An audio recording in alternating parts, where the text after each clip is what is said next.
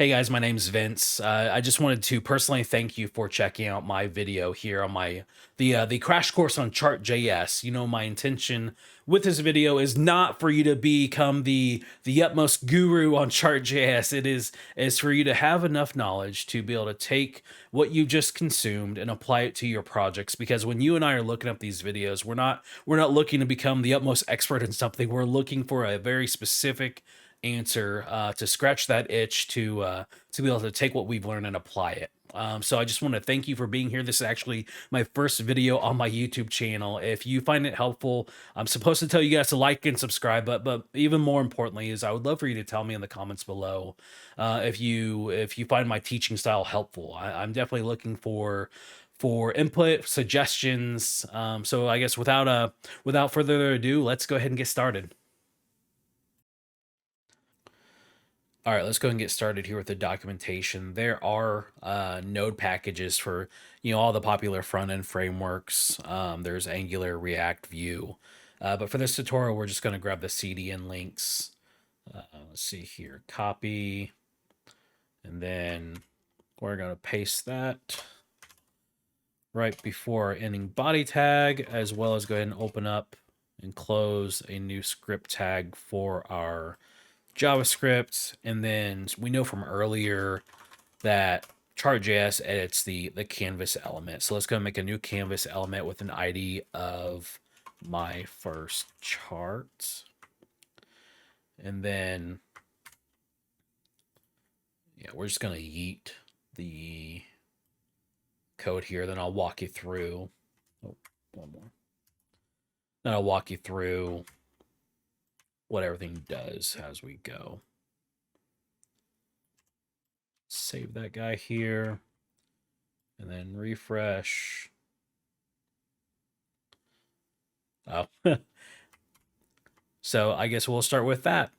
So whenever we're going to create a new variable called CTX, we're going to go and grab the HTML element by ID. And as you can see here, we've got my chart. I called it my first chart. So let's go ahead and paste that guy in here, save. And then now we'll see a nice little bar chart over here. All right, so basically we're doing a few different things here. Let's go and space it out. So we're creating a variable called context and getting the element by ID, whatever our canvas element ID is, getting context 2D. And then we're creating a new chart. So const my chart, you can call this whatever you want. The name really doesn't matter here for what we're doing. So we're creating a new chart, passing in that context, so passing in that ID of the canvas element. And then we're going to go through and just some key value pairs. So we're going to set the type to bar. We're going to pass in a data object that has a label, the data sets, background color, border width, and all of these different options here are available on the website here. But yeah, let's see here. Let's go ahead and just make this an array of months. Let's drop this in here. So instead of red, blue, yellow, green, purple, we're going to do all the months. And then we need 12 pieces of data here. 2, 3, 4, 5, 6. It's going to look a little bit repetitive. Well, there's 12. And if we go ahead and refresh our chart here, we're going to see that the x-axis there. So whenever we're in our data object and define our labels, we're setting our January, February, March. That's our x-axis labels. Okay, so let's say that we want to change the label here. Instead of having number of votes, we're going to do pounds lost by Vince. And let's say that throughout the month of, or I guess throughout last year, in my fictitious weight loss journey, these were the amount of pounds I lost every month. And if we hit refresh here, we'll see here that the tooltips have updated on data hover. So January pounds lost by Vince was 12, 19, 3, so on and so forth. Actually, you know what? Let's clean this up. because I want to show you guys how to add a second data set. So let's go ahead and, in fact, we don't need border color right now. Let's do 255, 0, 0, 0.5 for the RGBA. And as you see here, the data sets is actually an array of objects. So to add a second data set, we're just going to go ahead and copy that guy, comma, and let's say pounds lost by John. And let's say John was really an overachiever in January, February, and March. So he started the year off strong. And then, unfortunately for John, those holidays just got really, really rough. In fact, in November, he gained 5 pounds. Let me see here. Pounds lost by John. Background color. Let's give this one a different color here. So we've got our data sets array of objects. So first data set in our data sets is pounds lost by Vince, and then our second one is pounds lost by John. And inside of that, of course, our x-axis is going to be the same because we're measuring the same data. And then, but within that, the actual data for the data set for each person is different.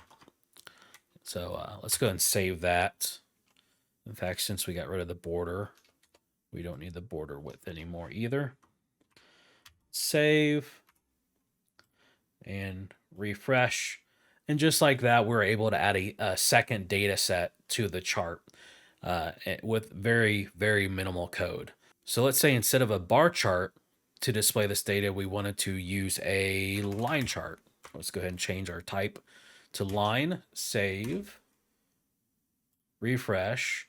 You can see here, both data sets are being drawn, but it's really hard to differentiate the two because the line colors aren't quite right. I know I referenced before that the documentation on Chart.js is just absolutely phenomenal, especially since moving to version 3 from version 2.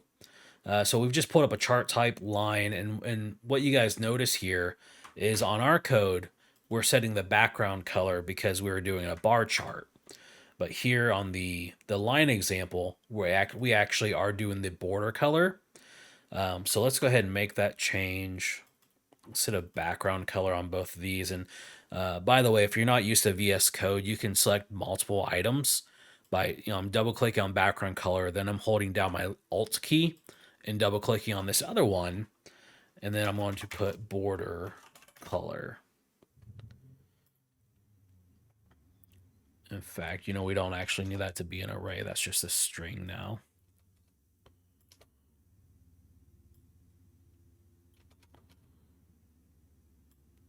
Get that out of there.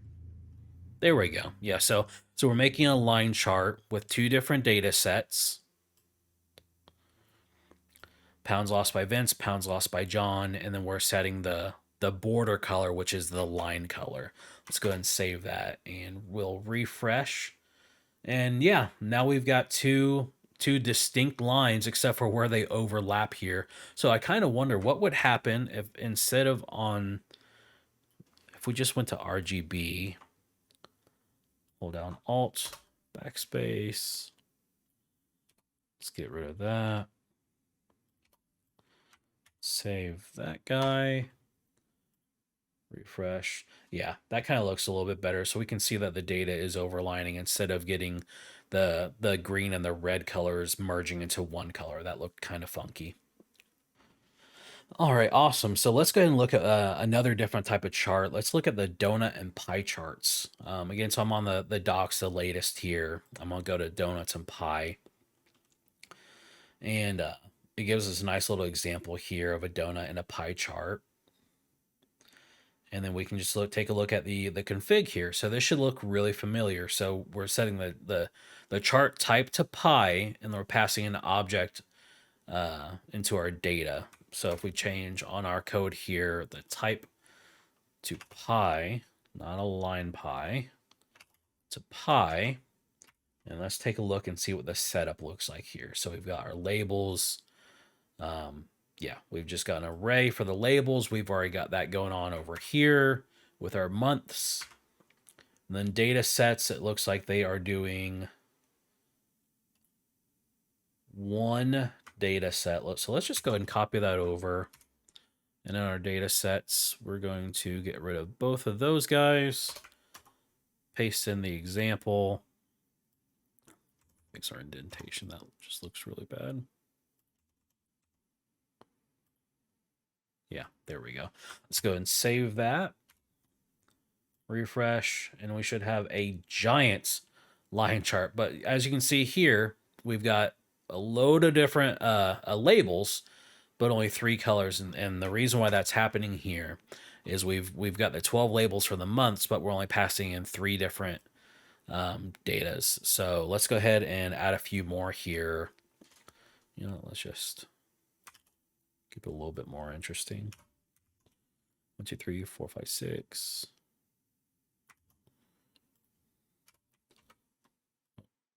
9. 1, 2, 3, 4, 5, 6, 7, 8, 9, 10. Yeah, there we go. So let's go ahead and refresh that. And perfect. So now we're actually seeing 12 different data items on our pie chart. But another thing we want to do here is to get rid of our options for the scales for the Y earlier, because if you notice, we've got this weird an actual y-axis on here that's being labeled, which we of course we wouldn't want with a pie chart. So just as simple as going in here. Technically we could get rid of the options, but we're gonna probably touch on that later here. And we'll refresh, and there, now we've got a nice pie chart. So let's say that we wanted to go ahead and add let's go say we want to go ahead and make the colors all different for each of these items. So again, just like with the data sets earlier, we've got a background color and it's a list. Whereas the data sets was a list of objects, we've got a list of strings here. So what's it? 1, 2, 3, 4, 5, 6, 7, 8, 9, 12. And just bear with me. I'm gonna pause the video here so you don't have to sit here and just watch me come up with a bunch of different numbers. All right, so I went ahead and dropped in a bunch of different colors here. And we refreshed, and as you can see here now, all the different data items on the pie chart all have their own color, and hover shows the number. So donut and pie charts are identical here, except for instead of donut, or instead of pie, we've got donut. Let's go. So again, going to our chart, going to the type and changing that to donut. We'll refresh. And just like that, we've got a donut chart. Very, very easy. Okay, so let's go ahead and take about a minute here to do a quick recap of what we've learned so far, and then we'll hop into some more advanced stuff and editing the chart options, and also integrating some of the third-party plugins. So with Chart.js, we know that we're going to make a canvas element, give an ID, whatever you want it to be. And then we're going to go ahead and create a variable called CTX, which stands for context.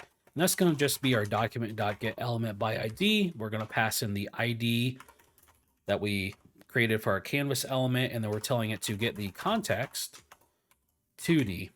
So the get context, that's just an HTML canvas syntax, and there's different parameters that you can pass in, but we're basically telling it that we're creating a 2D rendered element. All right, very good. So we've created our context, and then we need to go and create our chart. And that chart name can be really whatever you want it to be. It does not have to match the ID up above. In fact, we'll just do my chart 2. And then that's going to be a new chart. And we're going to pass in that context that we created, as well as an object. And that object is going to contain the chart type. We'll just go ahead and do a bar to keep it easy. and then a data object. Inside the data object, we are going to have a labels, which is going to be contain our x-axis. And then let's see here, we're going to pass in our data sets, which is going to be an array of objects. Add a comma here. And inside each data set, it's going to contain a label, which is a string. It's going to contain, for a bar chart, just an array. And then we can go ahead and set the background color. Let's go ahead and just do RGBA 255 0 0 0.5. Doesn't really matter. And let's go ahead and pass in some items for the x-axis, and then we'll pass in that array for the data, and save. And so, just with Chart.js, bare minimum, that's all that we need to create a bar chart. So let's go ahead and refresh, and we've got a bar chart. So as you see here, it's taking up the entire page. So I also want to show you guys that because of Chart.js being responsive by nature, it accepts whatever constraints that we put in the parent element. So let's go ahead and give it a style with a width of, let's do 600 pixels, and then a height of 400 pixels. We save that guy, and you're going to notice that the chart is now smaller and just confined to those restraints that we set. All right, let's go ahead and add a second data set. And then I'm going to show you guys in the docs where we can set the different options as far as per data set, as well as adding the options object inside of this to do like globally for all data sets. So data set 2, we'll save that, refresh. Okay, let's give this some different numbers. It doesn't really matter what we're doing here. And we'll make that bar a different color. Refresh, perfect. So let's go ahead and open up the docs and see what options that we have. So we can scroll down here, we're on a bar chart. We can edit the dataset properties. And then there is, I'll show you here in the configuration, like chart specific, so it's not confined to a certain data set. But we've got different background colors, but let's go ahead and add let's do a border, which is of course going to take an RGBA value, and then we'll add a border width so we can actually see the border. So for each data set here, comma, border color, and we'll just do 255. 1, and then on this one, just do something 0, 255, 255, 1. We'll save that. Oh, actually, real quick, we also need to add that border width so that we can actually see the border that we're making. And that's going to take a number, and we'll just do 2. So we'll save, refresh, and then we'll see here on our data set 2, we've got a kind of looks like a bluish color border. And then on the first data set, we have a white border, which is not really visible. So let's go ahead and change that to 012. See what that looks like. There we go. Now we kind of have a green border.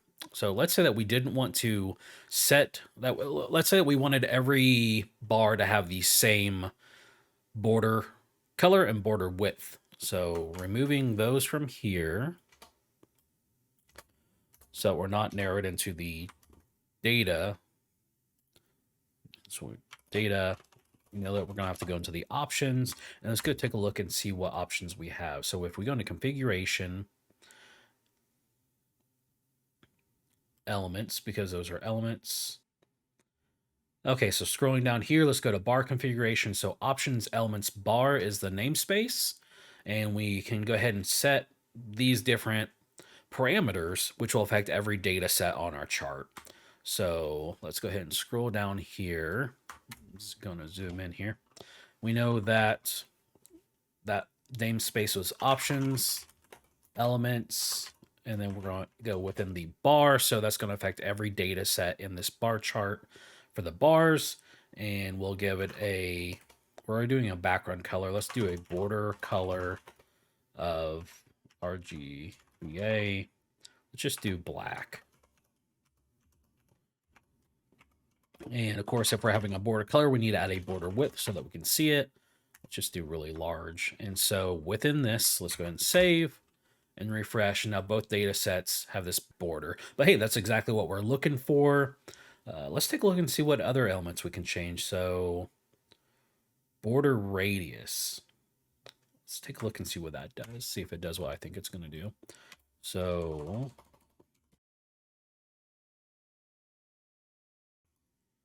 radius, and that accepted a number. Looks like the default is 0. Let's also give it a 5. And we'll refresh. And yeah, that instead of it, it's kind of hard to see, but instead of having the, the right angles, we've got rounded. Let's make it a 10. All right, cool. So let's go ahead and edit some non-data set specific options. Let's look at removing the y-axis grid lines, because I think that doesn't make it look very good. Let's go ahead and go in here, and in the documentation, instead of being where we were, let's go to axis and styling, because we're wanting to handle the styling on the axis. And we see that the namespace for that is options scales, scale ID, which would of course be x-axis or y-axis, and then grid, which defines the options for the grid lines that run perpendicular to the axis. And let's see, so we can change the color or the width if we want to. We can make it dashed. Display, that's what we're looking for. So display is a Boolean value, so of course default is true. If we set it to false, we should no longer see that see those lines there. So let's hop in. We're gonna back out to just out of the elements into the options. And that namespace was options.scales, scale ID. So we're going to do y-axis. And inside of that was grid. And we'll set the display to false. Add our comma here. We'll save. Refresh. Nice. Okay, so we got rid of that. So let's go ahead and change this into a line chart and do some further configuring. So we know that is just as simple, since the line and bar charts both accept the same type of data set, which is each data item is just in an array. So we'll save that to line, refresh, and oh my gosh, it is ugly just like before. And we know that is because with lines, we don't do background color, we do border color. Let's save that.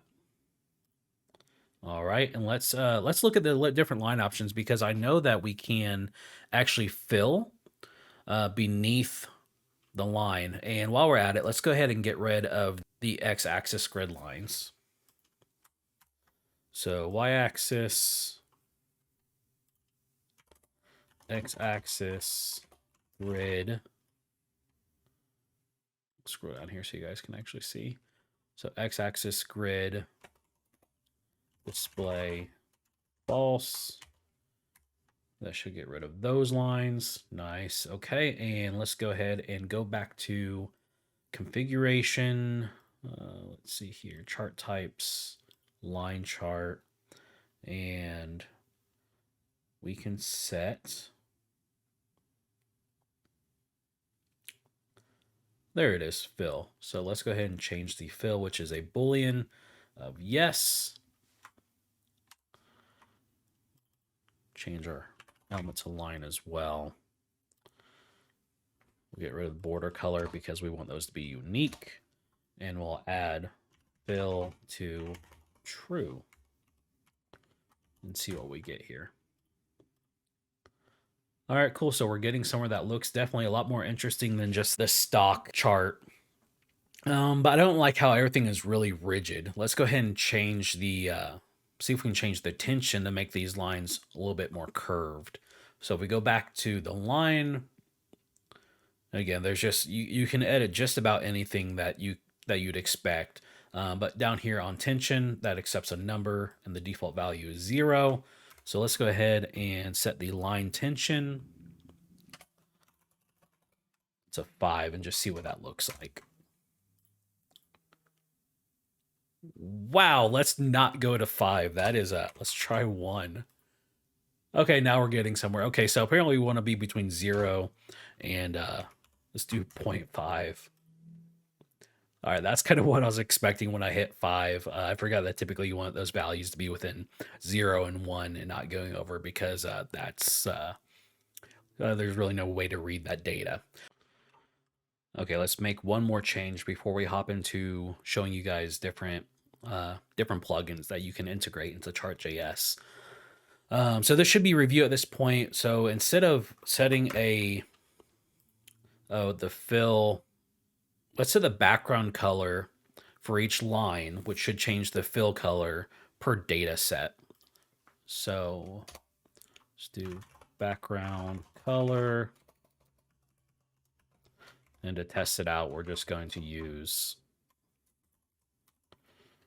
the same color that the border is. Save, refresh. Okay, perfect. So that's exactly what we are looking for. So quick recap on exactly what we now know is that we can go into each data set options to change what that data set looks like, as well as go into the options for the chart overall to change, display or don't display the scale, the x-axis grid lines, or even go into elements themselves to affect all data sets. Hey guys, all right, so at this point, we're actually about the 30-minute mark on the video, so I'm going to go ahead and cut it here, and then do a second part where we'll go ahead and we'll create a function that will accept our canvas ID and data sets as parameters, as well as grab data from an external API using Axios, and then we'll finally get around to digging into some of the really cool plugins. I truly hope that you found this video helpful. If you did, please like and subscribe and hit the bell for notifications. And if you didn't like it, please feel free to also comment below. Give me your thoughts. This is my first video, and I'm excited to see where things go from here. As always, be kind to one another, and we'll see you next time.